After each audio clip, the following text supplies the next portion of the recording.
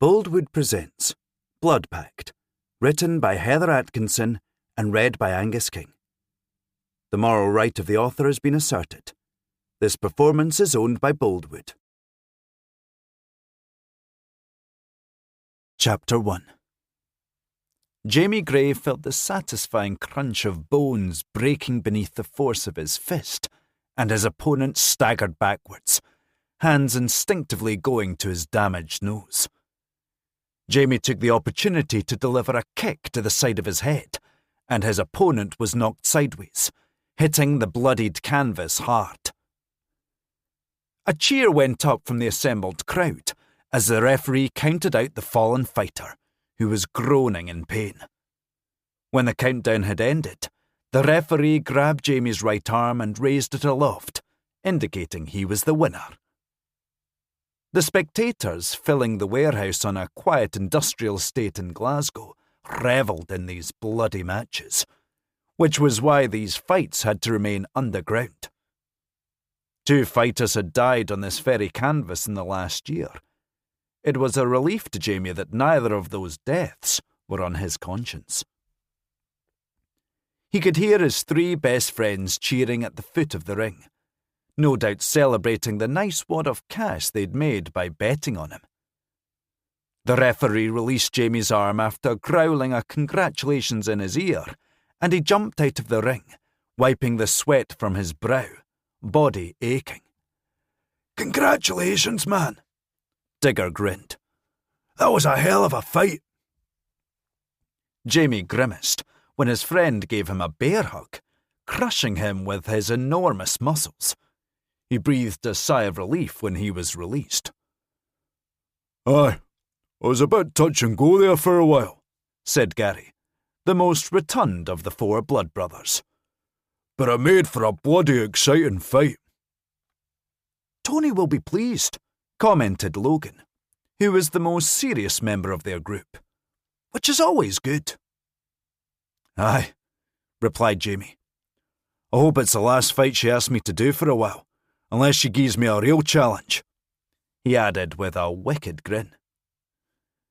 "Be careful what you wish for," said Logan. Jamie looked around for the Queen of Glasgow herself through the throng of well-wishers surrounding him, all wanting to shake his hand, but she was nowhere to be seen. "She's waiting outside," said Logan. "She says it smells in here." "She's right," Gary grimaced, wrinkling his nose. "It stinks of old cabbage." "It's the water leak from last week," said Digger. "They didn't air the place out properly." Jamie and his friends slowly made their way through the crowd of various gangland figures and nasty bastards Tony permitted to attend the underground fight she arranged. Jamie made sure to reply respectfully to everyone who stopped him to congratulate him. These were not people he wanted as enemies. Finally, he was able to reach the dressing rooms, his friends waiting outside the door on guard duty as he hurriedly showered and changed. After stuffing his shorts into a gym bag, which he slung over his shoulder, he and the rest of the Blood Brothers hurried out of the warehouse by the back door. It didn't do to keep Tony McVay waiting. She awaited them in a top-of-the-range black Mercedes. Caesar, her lover and second-in-command, was in the driver's seat. When she saw the Blood Brothers approaching, Tony wound down her window and smiled.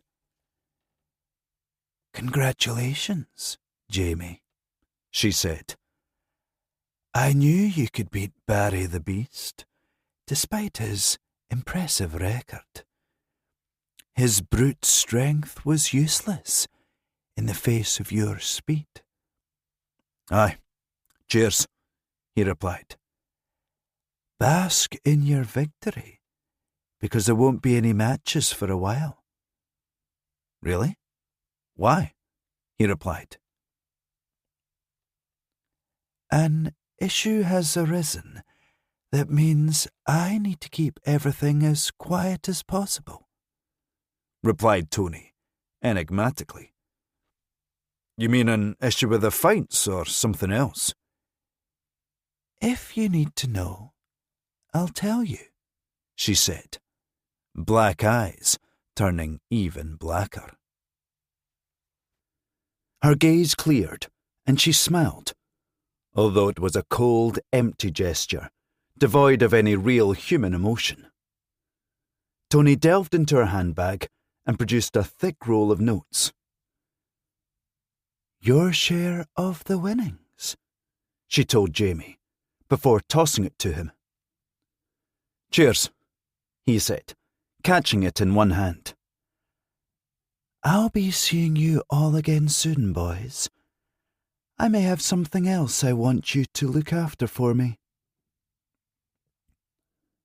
One role the Blood Brothers performed for Tony was guarding things she didn't want anyone to find, neither the police nor her enemies. These items could range from stolen goods to people needing a place to lie low. Let's go, Tony told Caesar. Her scarred lieutenant switched on the engine and put the car into gear. See you later, wee men, he called as he set off. I thought he wasn't going to call us that anymore, said Digger. He'll never stop, said Logan. He enjoys it too much. We better get back to Gallowburn. Your ma will be doing her nut, Jamie, worrying if you're okay. The four of them piled into Logan's brand new black Golf, and he drove them back to the scheme where they'd been born and raised. Although Tony paid them more than enough money to move to one of the better parts of Glasgow, the estate was vital to their work. Thanks to the Blood Brothers, crime was now practically non-existent in Gallowburn, meaning the police rarely bothered with it anymore, which in turn meant it was the perfect place for Tony to hide her secrets. So here the Blood Brothers remained. Not that they were complaining. They couldn't imagine living anywhere else. The reduction in crime hadn't encouraged the residents to take better care of the area they called home. The streets of Gallowburn were still strewn with litter and dog turds. The gardens either overgrown or full of broken trampolines and mattresses. There were hardly any more instances of graffiti, though, after Digger had caught one young Ned vandalising the side of the community centre. He'd taken the can of spray paint off the lad and used it to paint a giant cock on the front of his coat before breaking his nose with the butt of the can. That incident had encouraged other budding graffiti artists to think again. All four of the friends lived on the north side of the scheme. The south was the territory of their rivals, the Lawson family, who had found themselves wielding much less influence in Gallowburn since the Blood Brothers rose to power. Like all the houses on the scheme, the Grey home was a small terrace with just a thin strip of grass outside the front door. As the car pulled up at the curb, the front door opened to reveal a slim, pretty blonde woman with piercing green eyes. Jackie Gray's will was as forceful as her gaze. She breathed a sigh of relief to see her oldest son safe and well as the weight she'd carried around with her all day lifted. She resisted the urge to charge down the path and fling her arms around his neck, knowing it wouldn't do his image much good. "All right, boys," she said. "Come away in then." Only once she'd closed the door behind them did Jackie ask her son, "Are you okay? Do you need any medical treatment?" "No," he replied. "I'm all good, thanks, Ma. No need to worry." "But I do worry, constantly, especially when you've got to fight." "Well, there won't be any for a while now. Tony's got a lot going on, so she's had to put them on hold, for now." "Oh, that is a relief," she breathed, raking her fingers through her hair. "Where's Mullen?" "Me and Gavin have been together for over a year now. It's safe to use his first name." "It doesn't suit him. Mullen does." "If you insist. He's working, but he should be back within the hour. He'll be pleased to hear you won the fight." It was thanks to him I did. That new punch he taught me helped me win. Good. You hungry? Jackie asked her son. I'm pure starving, said Gary, rubbing his stomach. She wasn't asking you, Digger told him. I've got bacon butties on standby, Jackie told them. You're an angel, Mrs. G, said Gary. I hope you know that.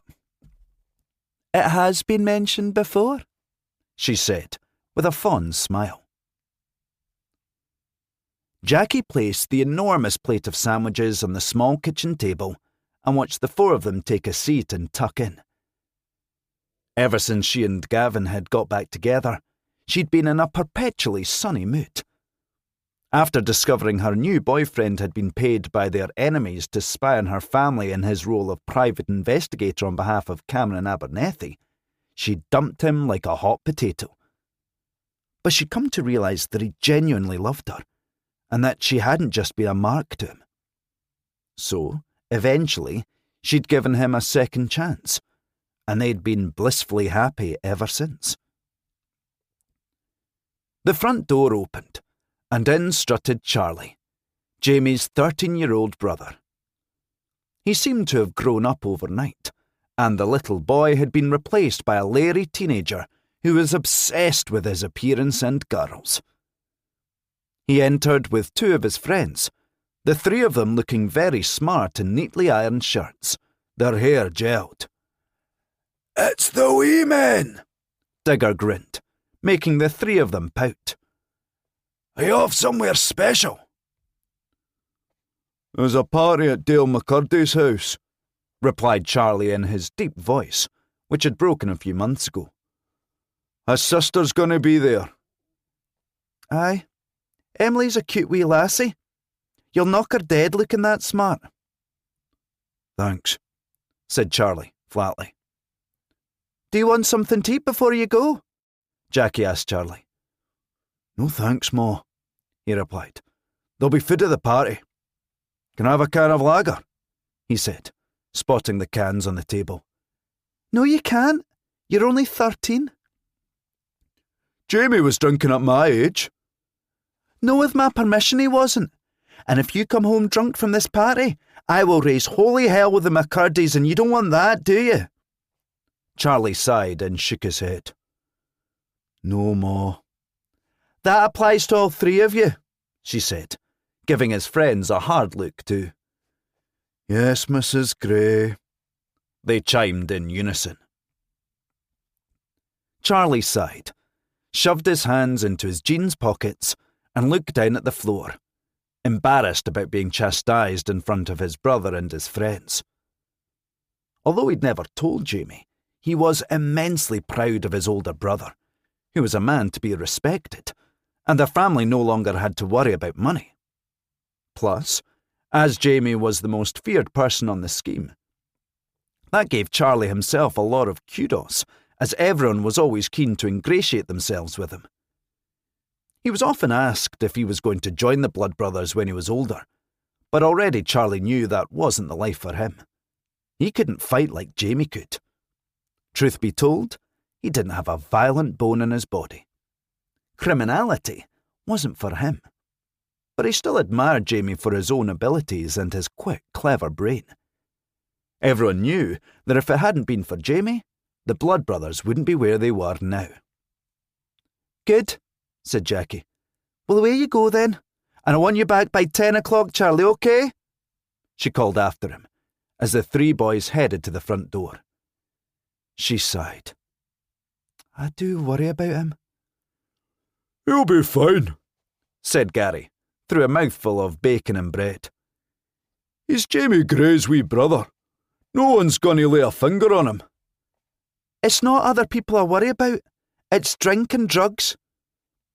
The McCurdys are a nice family, said Jamie. What if Gillian and Chris aren't there? What if they go out and someone sneaks in some drink or cocaine? There aren't any dealers on the scheme. We chase them all off. But people can still get hold of drugs outside the Gallowburn, and kids that age are so easily led. Charlie's more sensible than that. Even sensible Waynes can get peer-pressured into doing stupid things. She shuddered. I hope he doesn't get up to what I used to get up to as a teenager. Oh, aye? Digger grinned. Oh, what was that then? Never you mind. Want us to go to the McCurdy's and keep an eye out? Jamie asked his mother.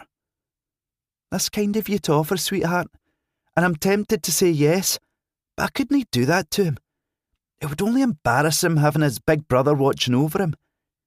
If I don't show I trust him, then he'll only start to rebel. Charlie's got a good head on his shoulders. I need to believe in him. She sighed. Being a mother is the most wonderful thing in the world, but, by Christ, comes with a ton of worry. It's why I'm never having Waynes, said Digger. Thank God for that, said Gary. We don't want any more big bags of rocks plodding about the scheme. Oh, aye. Are you going to breed then? Will there be more beach balls bounce about the place? I am not a beach ball, exclaimed Gary, spraying breadcrumbs across the table. Eat, boys, Jackie told them. Stuff up those holes in your faces. She bobbed her head into the front room when she heard the front door open, and in walked Mullen. Jamie couldn't help but smile at the way her eyes lit up. Gavin, she beamed, rushing up to him and throwing her arms around his neck. Hello, beautiful, he smiled back before kissing her. Mullen had owned a swanky penthouse in the West End, but he'd sold it when he moved into this tiny house in the Gallowburn to be with Jackie. He knew Jamie couldn't leave the scheme, which in turn meant Jackie and Charlie would refuse to leave too. So he'd chosen to move in with them, rather than try and persuade her to move away, knowing it would be futile. Even though this house was a world away from the luxury he had lived in, to Mullen, it was far more comfortable and welcoming than his previous abode, which had simply been a place to lay his head. This house was a real home, something he hadn't experienced since he was a child. His relationship with Jackie was strong, and he got on well with both her sons. In fact, he couldn't remember when he'd last felt so content. How is work? She asked him. Mullen owned his own private investigation business in the West End of the city, and business was booming. Not so great, actually. Stephen handed in his notice. Oh, no. Why? He wants to move to Ireland with his girlfriend. He leaves in a couple of weeks. That's a shame, because he's so good at his job. True. But, think I've already found a replacement. Oh, aye? Who? You. Me? She exclaimed. But I can't do what he does. Course you can. I'll train you up personally, he added, with a twinkle in his eyes. But I've never done anything like it before. I know Stephen doesn't just do paperwork. He helps out with cases too. You can do what he does, and you'll probably do it better because you're smarter than he is. But he went to university. That doesn't matter. You're very clever, and you have an eye for detail. You're perfect for the job. Won't you get fed up seeing me all day at work and at home too? He wrapped his hands around her waist. I could never get fed up of you.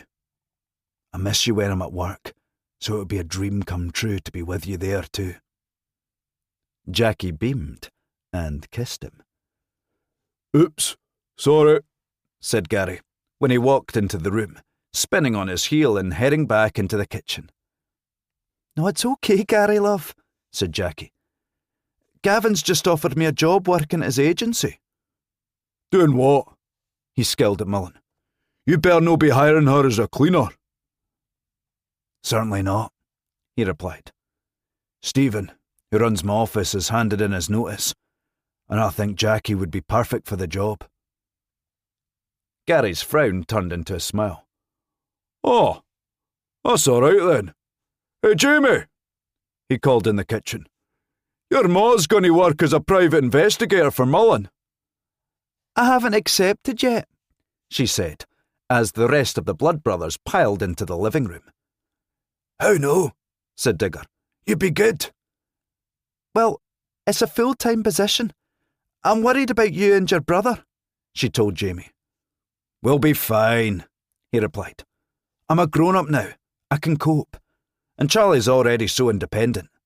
Do you want the job? She looked to Mullen, who smiled.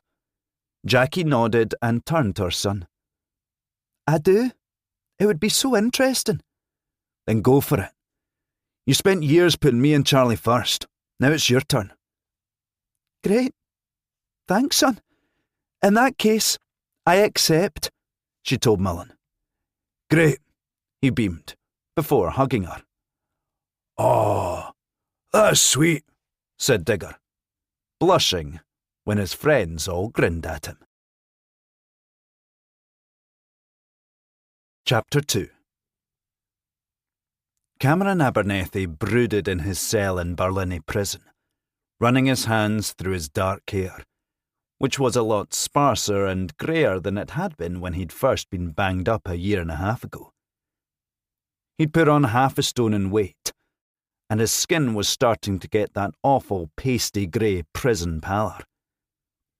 Despite his certainty that his confinement was only a temporary blip, his body failed to share this optimism, and was taking on all the traits of someone who was going to die inside the prison walls.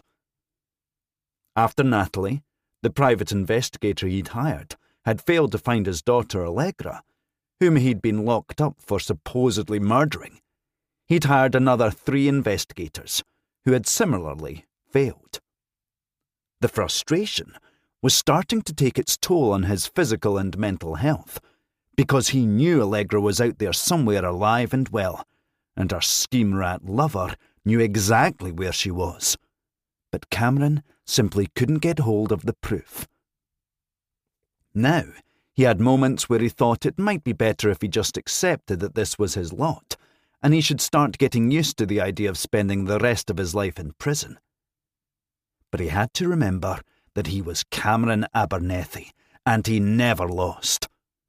This thought brought back his fight, but each negative report from successive investigators had slowly eroded his hope until it had almost been extinguished altogether. This was until he'd had his masterstroke. He didn't know why he hadn't thought of it sooner. It had struck him just as he'd been on the verge of falling asleep one night in his chilly cell, with his cellmate farting in the bunk overhead.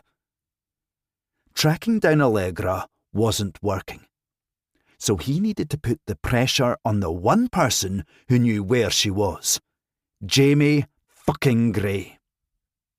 And he was going to use a powerful tool to do it: social media.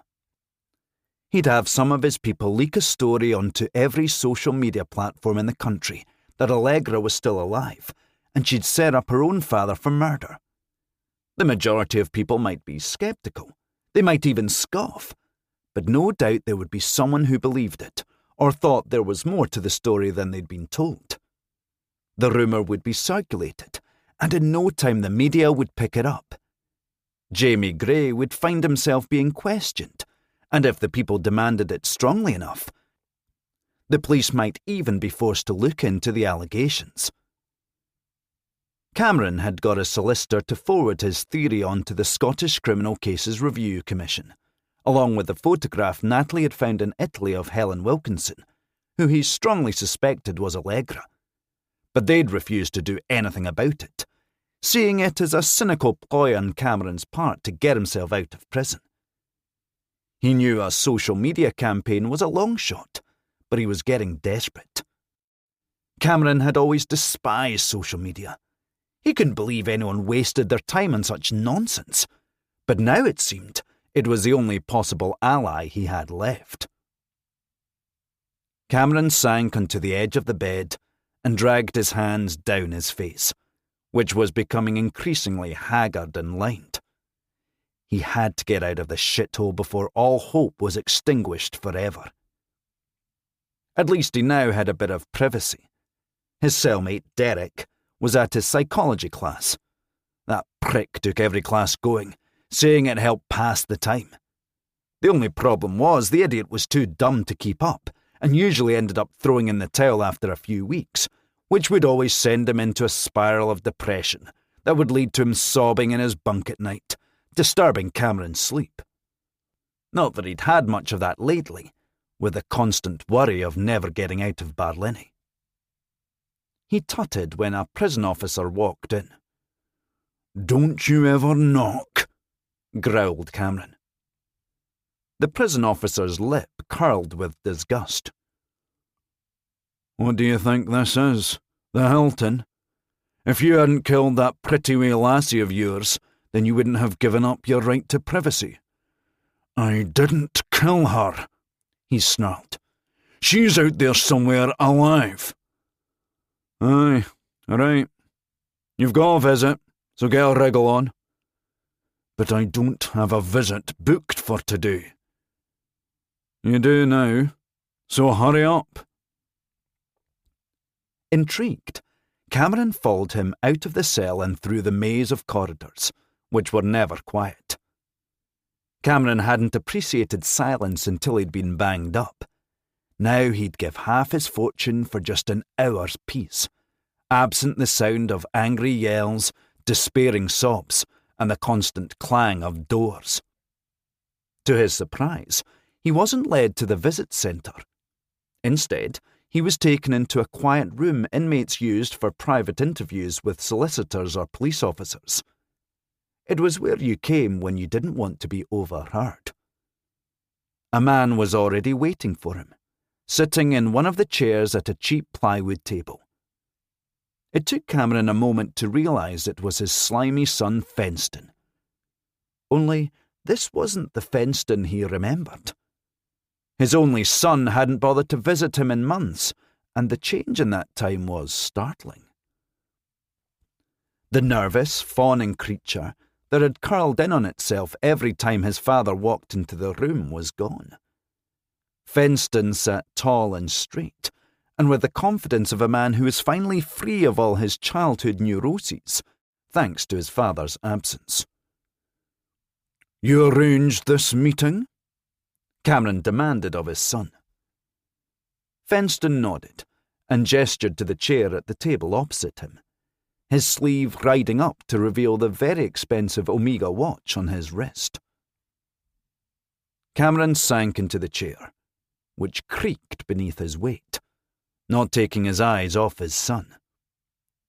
Fenston regarded him coolly, with none of the usual cringing, giving Cameron the feeling that his son was in charge of this meeting, a sensation that was entirely new and extremely disturbing. "I did," Fenston eventually replied, taking his time. Cameron's sharp eyes took in the smart tailored suit his son wore, his dark hair neatly cut and gelled, the calm assurance in his eyes. Finally, his boy had turned into a man he could be proud of. The only problem was, he was no longer under his control, meaning he was dangerous. "Why?" replied Cameron, leaning forward in his chair, attempting to smother Fenston with his large presence. But for once, the intimidation tactic didn't work. "Because there's something I want to discuss." Cameron sighed with annoyance when Fenston didn't elaborate. "Stop trying to be enigmatic and get on with it." "Why, have you got a full schedule today?" he replied, with amusement in his voice. "Don't chink me, boy." "That's just it, Father. I'm not a boy anymore. I'm a man." "You, a man?" he snorted. "You tried so hard to keep me a child, but you failed.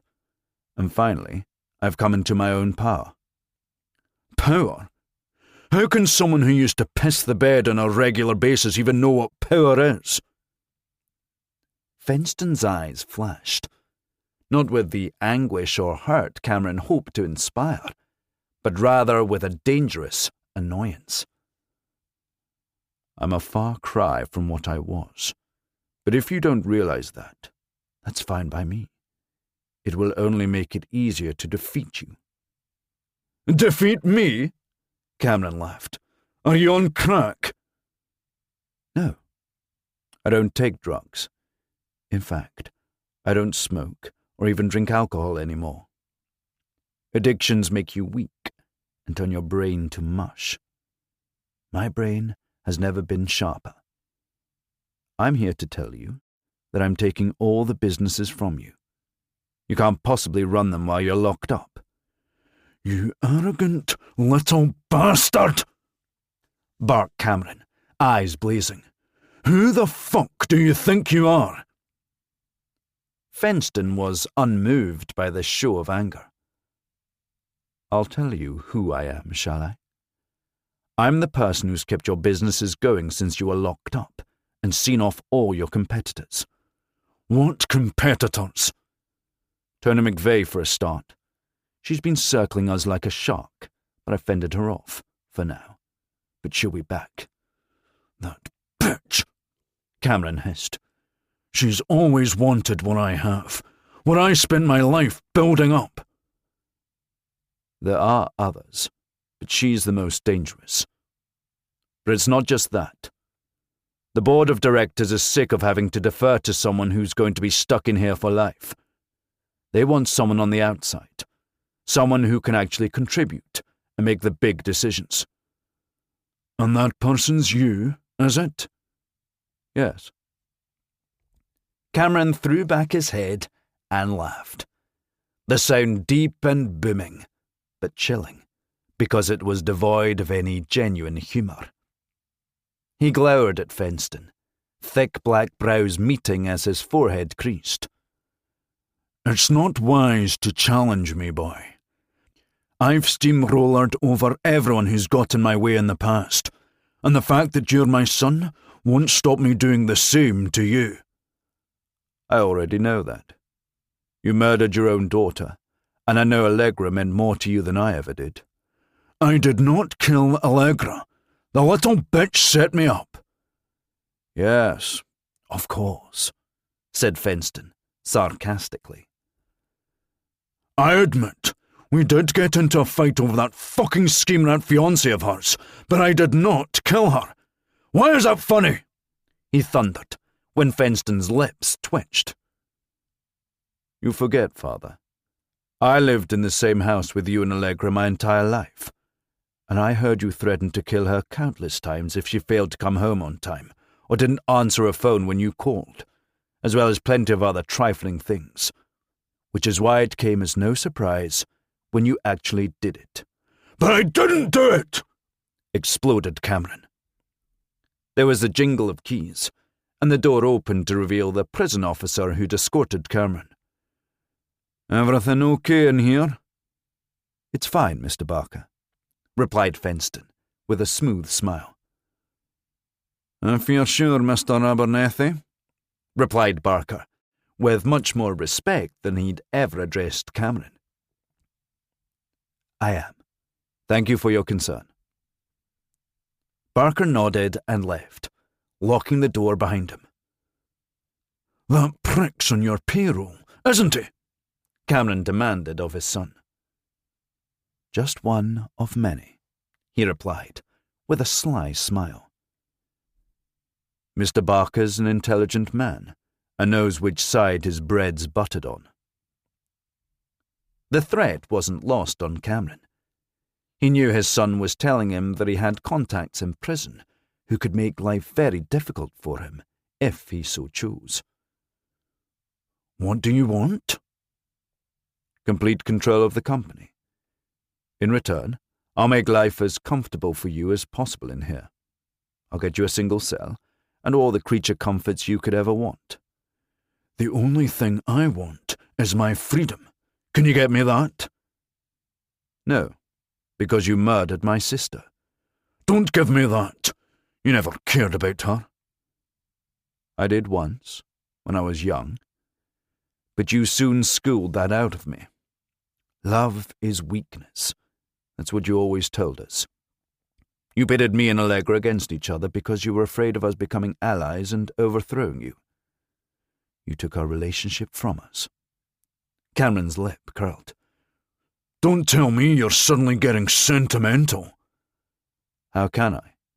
Thanks to you, I'm incapable of love." "I did you a favour. Emotion makes you weak." "I suppose you did.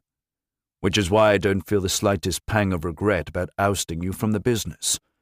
"The fuck you are!" Cameron snarled. "What is this mutiny? First Allegra sets me up and then you stab me in the back." "She set you up, did she?" said Fenston, amused. "Yes, she did, the little slag." "And how did she do that?" said Fenston, as though he were indulging a delusional child. "I don't know exactly, but the scheme rat was in on it." "Scheme rat?" "Jamie Gray!" he snapped, hands curling into fists. "You're saying he's more intelligent than you are?" "Course not. Allegra was the brains behind it. He didn't even know she was still alive at first. Of that I'm convinced. He always was fucking slow," he spat. "But he knows where she is now." "Which is where?" Cameron rolled his eyes with annoyance. "If I knew that, then I wouldn't still be stuck in here. I've hired people to track her down, but they were all fucking useless." "No trace?" Cameron shook his head and sighed. "No trace." "Just because her body hasn't been found doesn't mean she's still alive." "Yes, it does, because I didn't kill her," his father exclaimed. "But you attacked her, didn't you? You've already admitted that. She could have bled to death somewhere, and her body hasn't been found. That's what everyone thinks." "It's all bollocks!" Cameron roared. "She's out there somewhere, laughing at me. I will find her, and when I do, I'll be let out of this shithole. Then I really will make her life miserable, and I'll see the scheme rat banged up for life." Cameron wondered if his son could finally be of some earthly use. "You could help me find her. Then, when I'm released, we could run things together. We'd make a fantastic team. Just think of the things we could do. We'd even bring down that mad slut Tony McVay. How would you feel about taking everything she has?" The corner of Fenston's mouth lifted into a smile. "Pretty good, actually." Cameron spotted his chance, and he seized it. "Then let's do it, together. Why bother fighting each other when we could fight her and steal her empire?" "That would be very pleasing." "Course it would, son," he said, attempting to inject some familial warmth into his tone, and failing. "We'd be unstoppable." Fenston leaned back in his chair as he mulled over his father's words. It took Cameron every ounce of what little patience he possessed to remain silent while he awaited his response. "All right," Fenston eventually said. "That does sound better than fighting each other, but Tony McVay isn't just a businesswoman. She's a ruthless gangster." "The key is to attack her reputation. That's where everyone who's gone after her in the past failed. Attack her head on, and she'll destroy you, because she has so many foot soldiers. But ensure all her powerful allies abandon her, then you hamstring her, making her vulnerable." "You seem to be forgetting that our allies include other gangsters, the McGuires and Laws in Manchester, for instance. They are not people to take lightly." "They'll soon drop her when they realise she's a lame duck. They're not the types to fight for someone out of sentiment. And the best way to attack her is through the Blood Brothers." "Ah," Fenston smiled, shaking his head. "So that's what this is really about. Jamie Gray." "Two birds with one stone. Why take down one enemy when you can take down two? And when he's lost his reputation and protection from the McVays, he'll be left with no choice but to reveal where Allegra is, and finally, I'll be free." He regarded Fenston eagerly. "So, what do you say, son? Shall we fight side by side?" Fenston fell silent as he considered his father's words, and Cameron hated that his son had this new power over him. But it wouldn't be for long. Once he was released, he would tear the little toad apart. "All right, father," said Fenston. "Let's do it." "That's my boy," Cameron smiled. "Now, this is what we're going to do." Fenston listened calmly to his father's plan and promised to put it into motion as soon as he got back to the office. He had to admit, it was clever and might just have a chance of working. It seemed prison hadn't dulled his father's faculties. After announcing that the meeting was over, Fenston banged on the door for Mr. Barker to unlock it, smiling inwardly at the fury building in his father's eyes that he was no longer in control. It pleased him enormously to see the man who'd bullied him his entire life brought so low. Fenston was escorted out of the prison by a second prison officer, who was also in his pay. He climbed back into the gleaming black Range Rover driven by Vass, his right-hand man, who was not only very gifted cerebrally, but also acted as his bodyguard. Fenston had gone through a lot of bodyguards over the years, including Craig Lawson, who was locked up for a murder committed at Cameron's behest, as well as for trying to kill Jamie, but they'd all proved to be duds. Finally, he'd found a man he could rely on. Vass was huge, standing at 6'3" with an oblong-shaped head covered in thick stubble, chin shaded with a perpetual 5 o'clock shadow. The muscles of his arms threatened to burst out of the expensive suits Fenston had supplied him with. He liked his bodyguards to look smart. Vass was ex-military, and there were very few men who could get the better of him.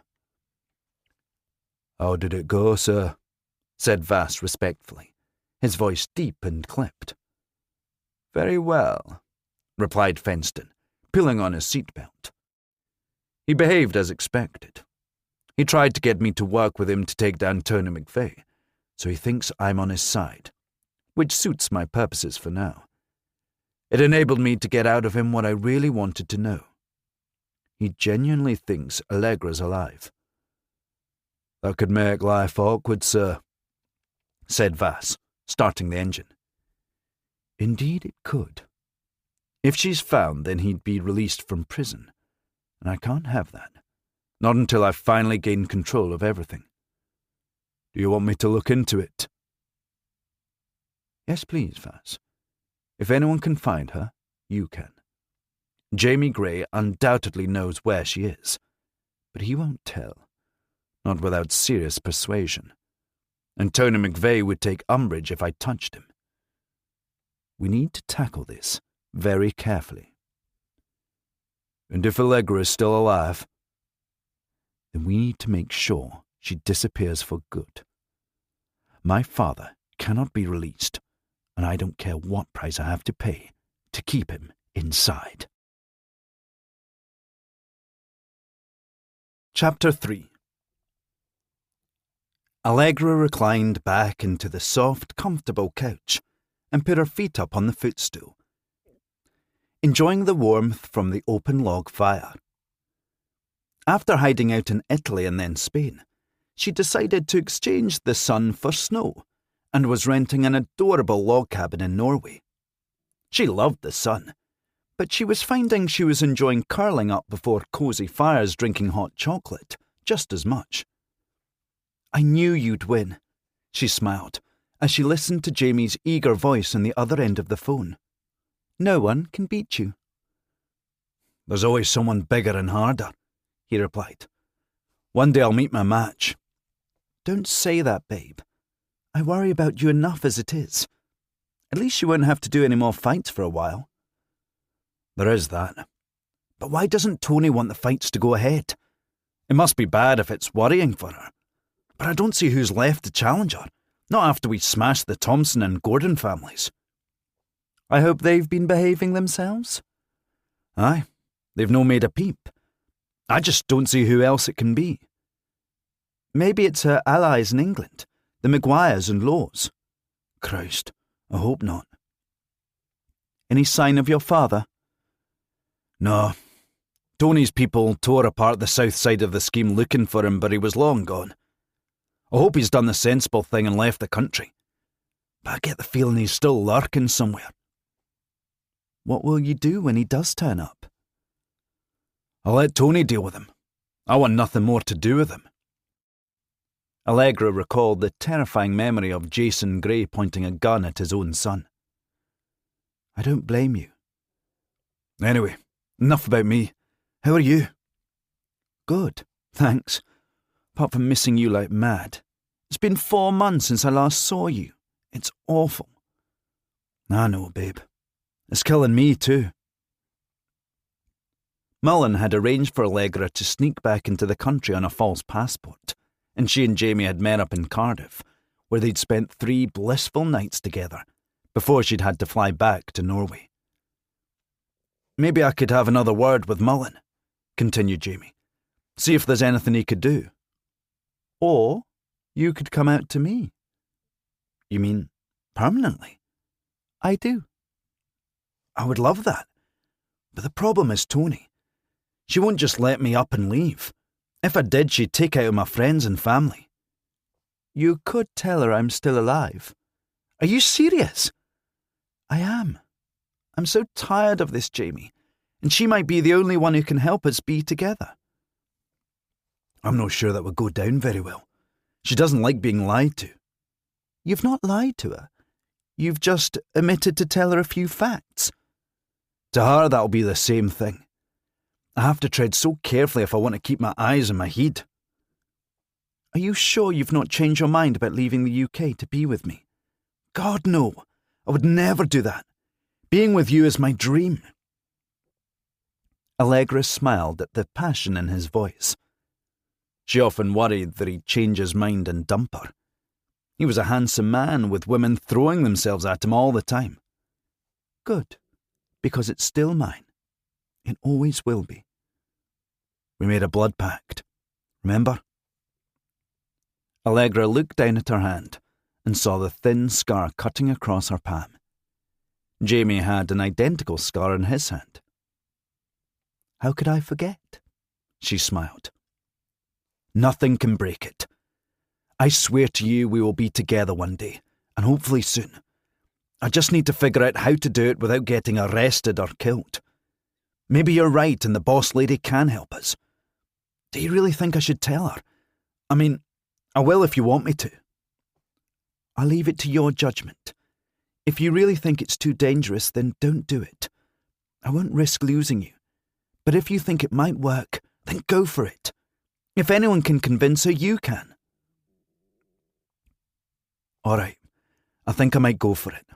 If you're absolutely sure. I am. Good.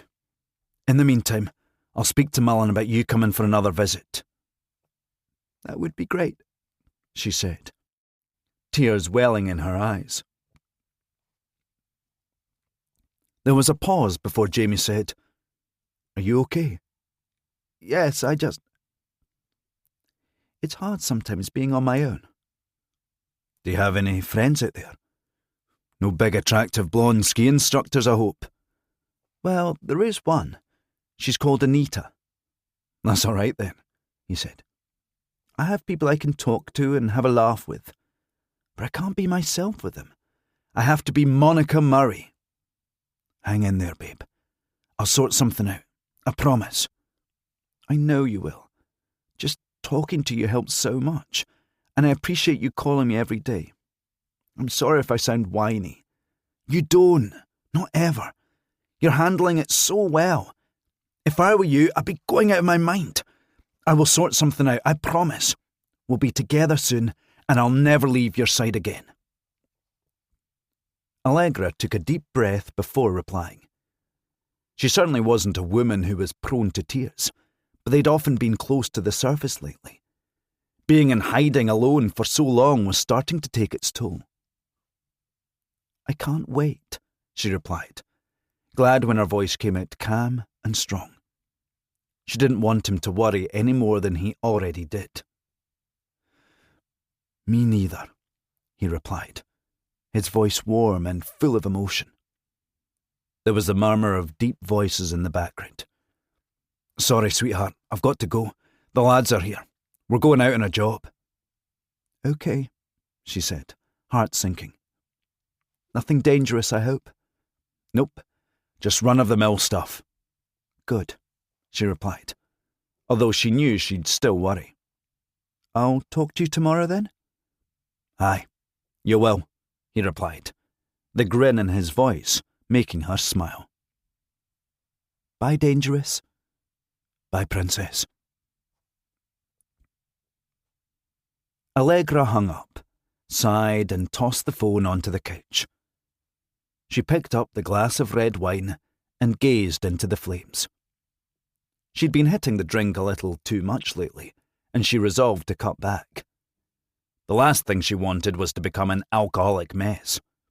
Jamie deserved much more than that after everything he'd been through because of her. If only her father would die, life would be so much easier. There would be no one to send people to look for her anymore, and she and Jamie could get on with their lives together. Lately, she'd been getting so desperate, she'd considered ways to kill her own father, none of which were viable. One reason she hoped Jamie managed to get Tony on board was that a woman like her was bound to have people on the inside who could do the job for her. Despite what he'd done to her, deep down Allegra didn't want to murder him herself, even though it would set her free. Allegra took another sip of wine before carrying the glass over to the sink and pouring the liquid down the drain. She then poured the rest of the bottle down it too, and slammed it down on the draining board. "Right," she said. "That's enough feeling sorry for myself. Get thinking, Allegra." She smiled and shook her head. "Great. I'm talking to myself now." She removed the chain from around her neck, on which she always kept the engagement ring Jamie had given her, took the ring off the chain and slid it onto her finger. She never went anywhere without this ring, and always put it on when she needed to feel close to him. Often she imagined what their wedding day would be like. Jamie had once told her he would be happy to get married in the snow or the sunshine. It didn't matter to him, just as long as they were wed. Perhaps the Norwegian snow would be best. She thought he'd like Norway. The people were lovely, the country was clean and safe, and the language was quite easy to learn for English speakers. It was a good place to start their life together. Or they could go somewhere else. The world was their oyster. Now all Jamie had to do was get out of Glasgow alive. Her smile fell. If she lost Jamie, she didn't know what she would do. What would be the point in anything without him? Allegra shook her head rebelliously. That would not happen. They would have their life together. They deserved it after everything they'd been through. She would fight to the death for her dream. Jamie ended his call from Allegra and felt that familiar sense of desolation sweep over him. Hanging up always felt as if he'd cut a cord to her. "You all right?" Logan asked him. Gary and Digger, who were standing beside him, appeared equally concerned. "Aye, fine," sighed Jamie. "I was just talking to Allegra." It was a big weight off him that his friends now knew she was still alive. He hated lying to them. "How is she?" said Logan. "She sounded a bit down, actually. She always says she's fine because she doesn't want me to worry, but I know she's hurting."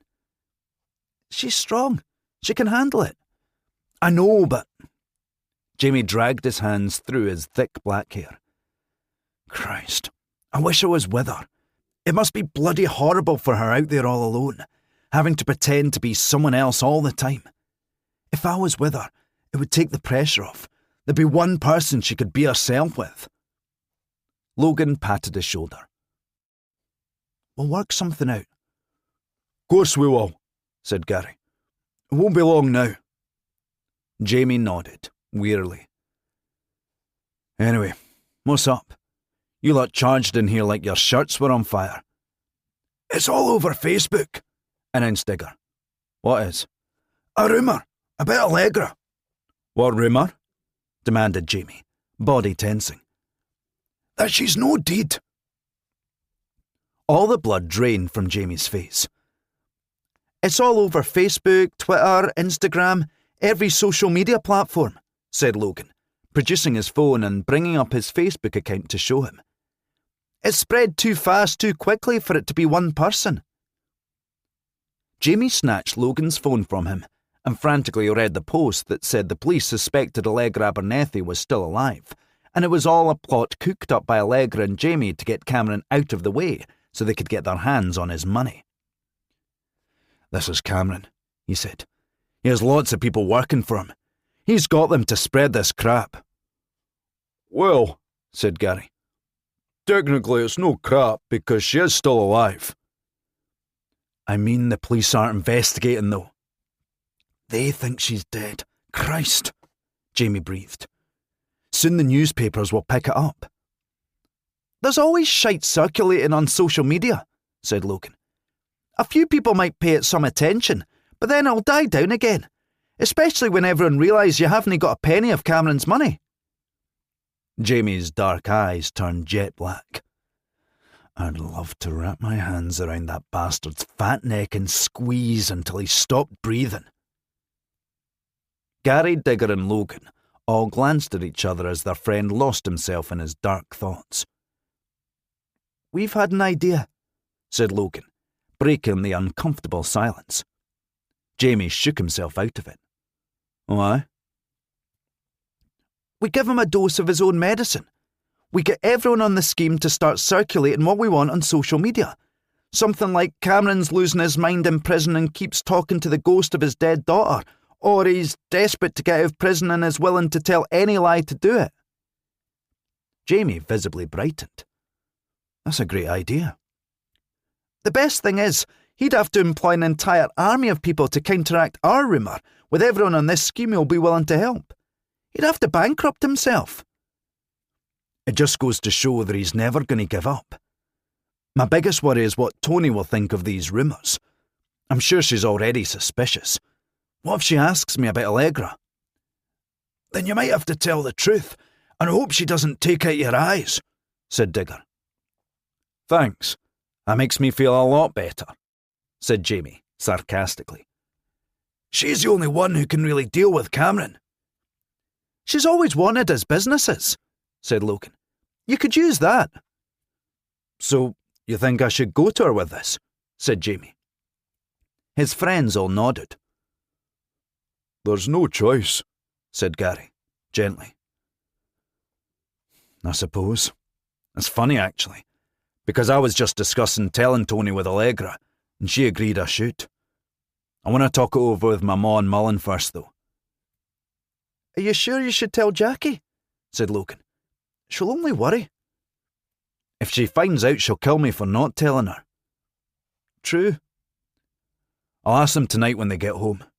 In the meantime, we'll spread our own rumour on social media. Jamie's smile was wicked. The bastard! Grunted Cameron, as he stared at the computer screen. The sly, scheming little bastard! He was on a computer in one of the education rooms. Technically, he wasn't allowed as much access as he was given, but he paid a lot of money each month for the privilege. He'd eagerly logged on, expecting to see demands that the police launch another investigation into Allegra's supposed murder and for himself to be released. Instead, he discovered that his own rumour about Allegra still being alive had been lost in an avalanche of fresh rumours that Cameron had found love in prison with a fellow inmate called Vlad, who was supposedly inside for chopping someone up with a machete and buggering a horse. There were even dodgy doctored images floating about the internet of Cameron with a muscular, oiled brute of a man. The anger that gripped him was so acute that for a moment his vision blurred. Then all that rage turned into cold, hard purpose, as his quick brain started to come up with various ways to get back at Jamie fucking Gray for this fresh outrage. "What is it?" he snarled when Mr. Barker walked into the room. "You've got a visit," he said. "Not now," snapped back Cameron. "I've got a lot on my fucking plate." "I'll bet. How's Vlad these days?" "There's no one called Vlad in this stinking prison, and you know it," bellowed Cameron. "Well, someone's touchy. Get a wriggle on then. Don't keep your visitor waiting." "Is it my slimy git of a son?" "No, it's someone else. Someone you really don't want to keep waiting." Now he had Cameron's attention. "Who?" he said, curiously. "I don't want to spoil the surprise." Curious, Cameron followed Barker through the corridors into the same room in which he'd spoken to Fenston. In contrast to his handsome, smartly dressed son, his new visitor was large and overweight, with a mop of dark brown hair that looked as if it had never been cut by a competent hairdresser. His suit was cheap and hung awkwardly off his clunky body. Small, cunning grey eyes swept up and down Cameron, appraising him. "DCI Sharples," sighed Cameron. "What the hell do you want? Come to stick the knife in?" "No, I'll leave that to Vlad," he replied, with a sly smile. "There is no Vlad!" roared Cameron. Both Barker and Sharples winced as his voice bounced around the small tiled room. "I see you've still not got a sense of humour, Abernethy," said Sharples. "Why the fuck should I have a sense of humour when I've been stuck in prison for something I didn't do?" "That's what I want to discuss with you, actually." Sharples looked to Barker. "You can leave us. Thanks, Graham." Barker nodded back and left the room, closing and locking the door behind him. "Sit down, then," said Sharples, nodding at a chair. "I'll get a crooked neck looking up at you like this." Cameron did as bid, and reclined back in the groaning chair, waiting for him to continue. "I read those rumours buzzing about social media," began Sharples. Cameron grunted. "They're all bollocks." "So, you're saying your daughter really is dead?" "Those rumours? I thought you meant those stupid ones about Vlad." "No, although I have to admit, I did have a good laugh about them." "I'll bet you did," Cameron scowled. He'd paid this particular officer plenty of bribes to look the other way when he broke the law or his henchman maimed someone who was causing him problems. DCI Sharples was clever and shrewd, but he was also vicious and mercenary and, despite the fact that they'd worked together very well in the past, Cameron didn't trust the scheming git one bit. "I'm talking about the rumours that your daughter is still alive," said Sharples. Cameron's heart leapt with joy, but outwardly he maintained his poker face. "Why? Are you finally going to do your job and take my claims seriously?" "So, it was you who leaked those rumours onto the internet, or, to be more precise, people who work for you?" "No comment." The corner of Sharples' mouth lifted into a smile. "As you wish. Anyway, I decided to see if these claims have any merit, and I believe they do." Cameron rested his huge forearms on the table, taking his time before replying, not wanting Sharples to know how elated he was by this news. "What makes you think that?" "The fact that her body still hasn't been found," he said, a little sarcastically. "D.I. Ross's theory is that you injured her so badly, she staggered off and died at Cathkin Braes where you dumped her. I didn't dump her. I was taking her to hospital, and she leapt out of the car. Bit of a funny way to go to the hospital, said Sharples, knowingly. Especially as forensic evidence showed she'd been put in the boot. Cameron reined in his temper. Finally, someone was taking his claims seriously, and the last thing he wanted to do was drive him away. I could be persuaded to look into it further, added Sharples, when Cameron didn't respond. Really? Said Cameron, giving himself time to get over the shock of this turn of events. I take it there's something you want in return.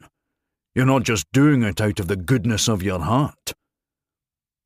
You know me so well, said Sharples, with a smooth smile. I'm only a few years off retirement, and I don't want to spend my golden years struggling to survive on a crappy pension. How much do you want? Sighed Cameron. 2 million. What? He exclaimed. I was going to go for $1 million at first. That seemed a fair price for your freedom. But then I thought no. Fleece the sod for as much as you can get. He smiled at Cameron's thunderous expression. Think yourself lucky. I was going to ask for 3, but I'm a realist. I want half now and half when I deliver. No way am I giving you $1 million before you've even done anything, retorted Cameron. You'll take the money and I'll never see you again. I'll give you expenses, but that's it. Then there's nothing else to discuss, said Sharples, getting to his feet and walking to the door. You've suddenly started giving up easily, Cameron called to him. Sharples stopped and turned to face him. I just don't like to waste my time. I'm a very busy man. Sit back down and let's discuss it. Sharples nodded and retook his seat. Now, before we get to payment, said Cameron, I need to know that you've got enough to reopen the investigation. I think so. The fact that Allegra's body has never been found casts enough reasonable doubt. It didn't during my trial. The prosecution did a very good job of casting Allegra as a tragic victim, and Jamie Gray cut a surprisingly sympathetic figure in the courtroom. Sharples smiled when Cameron's body tensed. I hate the little scheme rat bastard. He's the one who spread those lies about Vlad. Vlad the Impaler, Sharples grinned. Don't take out on me, he added, when Cameron's eyes flared. That's what everyone's calling him online. Great, sighed Cameron. That's all I need. You see, Jamie Gray has gone from the Jack the lad with a heart of gold to a hardcore gangster working for the most infamous woman in Scotland. Bring that up in a courtroom and his reputation's shot to bits. No one will believe a word he says. Cameron's rage was instantly forgotten. You've got proof that he's working for her. I've got proof that he's working for her legitimate businesses. So what? Tony has loads of legitimate businesses, and she employs hundreds of people. I've spoken to a few people from Gallowburn, and they've confirmed that he's up to his neck in the criminal underworld. Doing what? Dealing drugs? Well, no. That's the strange thing. The Blood brothers have chased all the dealers off the scheme, and at first I assumed that was so Tony could have the monopoly, but they're no dealing. So what are they doing for her? Murder? I don't think it's that either. Brilliant. Some detective you are. Sharples decided to ignore this comment. My plan is to get to Allegra through Jamie. That's if she really is alive. She is! Yelled Cameron. If she hears he's been arrested forever, I can pin on him. Then I can use that as leverage to make him talk. That won't work. The little gets stubborn. Either that, or I'll make sure the news goes international. Allegra will hear he's been arrested, and she'll come back to Glasgow. We'll place a watch on the mother, Jackie Gray, because I'm convinced that if Jamie knows Allegra's alive, she does too, and we'll catch your daughter that way. I've got to admit, that's a good plan. I know. The policeman smiled with satisfaction. I've heard you've sent private investigators to look for her. Have they found anything? Only one did. She brought back a photo from Italy of a woman called Helen Wilkinson, who I'm convinced is Allegra. It looks just like her. Can I see it? Cameron produced the photo from the pocket of his jogging bottoms and placed it on the table. Sharples picked it up and studied it. It does look like her, said the police officer. But it's certainly not definitive proof, and there's nothing showing when this photograph was taken. I know, but that's all I've got. I know she was in Italy and then Spain, but beyond that, nothing. If there was a trail to find, one of your investigators would have picked it up, so it's pointless going down that route again. The only way forward is to draw Allegra to us. I like it, said Cameron, feeling his fight and fire return, just as it had felt to be deserting him. She'll come back for the scheme rat. It's beyond me what she sees in him. Plenty of women seem to agree with her, and a few men too. I've had a look at the Jamie Gray fan page on Facebook. Stop before I throw up. Anyway, what will your superiors think if they find out about this? You mean they might not approve of me investigating a dangerous criminal? I think they'll be pretty damn chuffed seeing how that's my job. So, that's the way you're going to spin it. I know you have old Sharples. You'll do anything to get the outcome you want. You've committed more crimes than most of the criminals you put away. I don't know what you're talking about, Mr. Abernethy. I'm a respected officer with an unblemished record. Only to people who don't know you. Anyway, I only care about results. If you pull this off, I'll pay you the full $2 million. You're very kind. And as a token of good faith?